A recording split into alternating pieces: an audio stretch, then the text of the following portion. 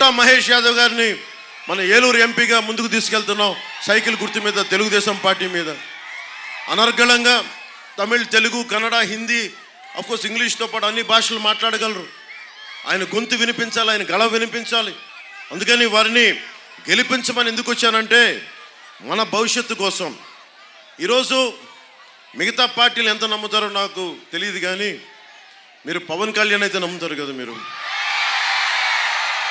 పవన్ కళ్యాణ్ మీకోసం పనిచేస్తాడా లేదా అన్న సంగతి మీకు తెలుసు కదా.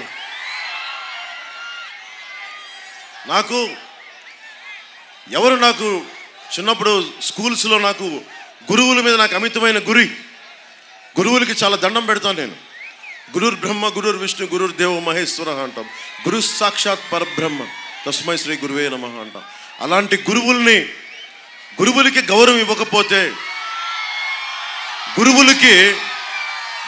ఇవ్వకపోతే ఏం జరుగుద్ది?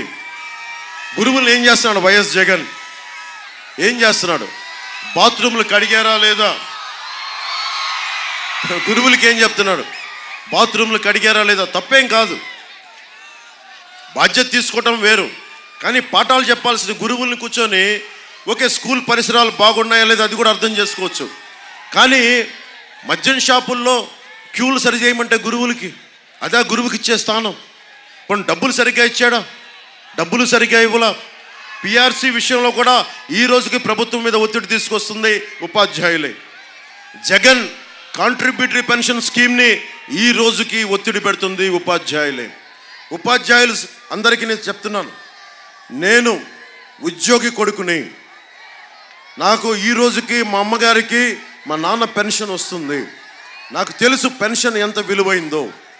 మీ పెన్షన్ కోసం కాంట్రిబ్యూటరీ పెన్షన్ స్కీమ్ మీద ఒక బలమైన పరిష్కారం కనుక్కోవడానికి నేను అసెంబ్లీలకు అడుగు పెట్టగానే కూటమి ప్రభుత్వంతో పెట్టే చర్చ, మొదటి చర్చ మీదే అవుద్ది.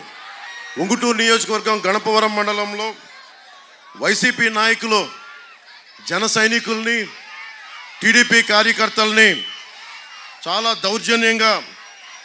దౌర్జన్యం చేస్తున్నారంట.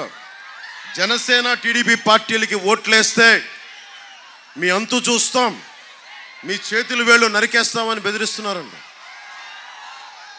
వైసీపీ గూండాలకి చెప్తా ఉన్నా, జగన్ ఉంగుటూరులో ఉన్న వైసీపీ గూండాలకి, రాష్ట్రం మొత్తం మీద ఉన్న వైసీపీ గూండాలకి ఇలాంటి తాటాకు బెదిరింపులకి మేము లొంగం. మీకు అర్థం కానిది ఏంటంటే, ఏ స్వార్థం లేకుండా ఉండే జన సైనికులు ఉన్నారు, గుర్తుపెట్టుకోండి. మా వీర మహిళలు చెంగు మడిచి చెయ్య తీశారంటే వజ్రాయుధం కంటే ఎక్కువ దెబ్బ పడదు మీకు. అంటే మీరు ఏళ్ళు నరుకుతారా? అంటే మాకు ఓట్లేస్తే మీరు ఏళ్ళు తీసేస్తారా? మేమందరం చేతులు కట్టుకొని కూర్చున్నామా? మేమందరం మాకు దమ్ములు లేవా? అంటే మీరు కొడతా ఉంటే కొట్టు బాబు అని ఇటు కొట్టిన తర్వాత ఇటు కొట్టి చూపిస్తావా? మేము ఏమనుకుంటున్నారా? మీరందరూ అంత దిగొచ్చామనుకుంటున్నారా? ప్రభుత్వం రాకముందే ఒక్కొక్క వైసీపీ గుండాకి రోడ్ల మీద పరిగెత్తించాం, గుర్తుపెట్టుకోండి. రోడ్ల మీద పరిగెత్తించాం. వైజాగ్లోనూ, మనకి ఆంధ్ర బోర్డర్లోనూ, గుర్తుపెట్టుకోండి. నాకు అలాంటి భయాలు ఏమి ఉండవు, మా జన సైనికులకు అలాంటి భయాలు ఉండవు, వీర మహిళలకు అలాంటి భయాలు ఉండవు. నేనైతే తెగించి కూర్చున్నా. మీరు ఇలాంటి తాటాకు చప్పుళ్ళు మానేయండి. మీకు ప్రజాస్వామ్యానికి గౌరవం ఇవ్వండి. మా ఇష్టం వచ్చిన వాళ్ళకి ఓటేసుకుంటాం, అది మేము కాదంట్లా. కానీ ఇష్టంగా ఓటేస్తే మటుకు, మీరు బెదిరిస్తే మటుకు, ప్రభుత్వం వచ్చాక ఒక్కొక్కరికి నేను వ్యక్తిగతంగా చెప్తున్నా, తాట తీసి ఉంగుటూరు రోడ్ల మీద, మోకాళ్ళ మీద నడిపిస్తాను. జాగ్రత్త. ఏంటిది? అరటిపండు తొక్క, అరటిపండు తొక్క అది. అవును, మనకి వాళ్ళు అరటిపండు తినేసి మన ముఖమే తొక్క తీసిరేసారు. అరటిపండు తొక్క గవర్నమెంట్ కాకుండా తొక్కలో గవర్నమెంట్ అది. ఆ ఫ్యాన్కి సౌండ్ ఎక్కువ, గాలి తక్కువ ఆ ఫ్యాన్కి. ముఖ్యంగా మన ఉంగుటూరు నియోజకవర్గానికి సంబంధించి మట్టి, కంకర, లారీని 8,000కి అమ్ముకునే వాళ్ళు కాదు, ధర్మరాజు గారు లాంటి దమ్మున్న నాయకుడు మనకు కావాలి.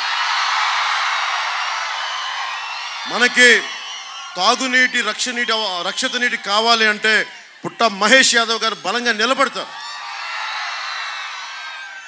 ఇంకోసారి వైసీపీ వస్తే ఏం జరుగుద్దంటే, మన నిడమర్రు